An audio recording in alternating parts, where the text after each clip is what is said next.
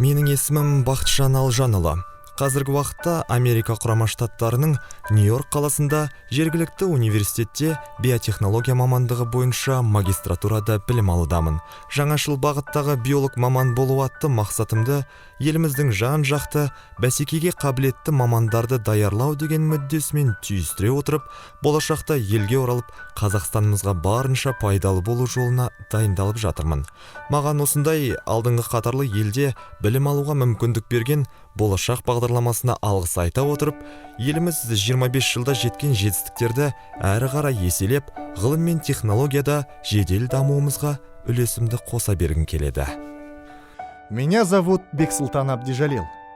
Благодаря программе «Болашак» я получил возможность обучиться в Великобритании, в University College of London. Этот этап стал для меня возможностью самосовершенствоваться, получить новые знания, которые я намерен использовать на благо Родины.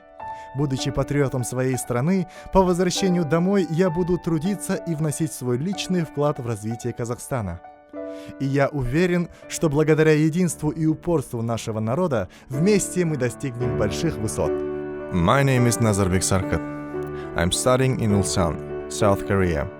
During 25 years of independence, our country has achieved a lot.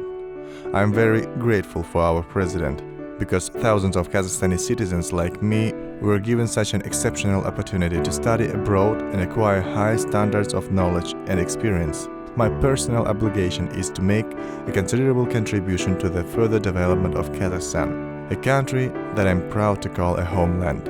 Мен Алпамыс Әсел, Қара алтынға толы қазыналы өлке, Атырау облысы Мақат өңірінде өстім.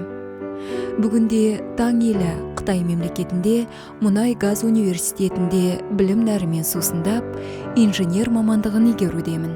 Осындай үлкен мүмкіндік сыйлаған ата-анама алғысымды білдіремін. Елімнен жырақта жүрсем де, қазақ елін құттықтау мүмкіндігі туғанына өте қуаныштымын. Жер бетіндегі қай халық үшін де тәуелсіздіктен асқан ұлы мұрат жоқ. Міне, қазақ елінің тәуелсіздік туының желбірегеніне 25 жыл толды. Бұл күн ата-бабамыз аңсаған, арманның жүзеге асқан, еркіндік сыйлаған ұлы күн.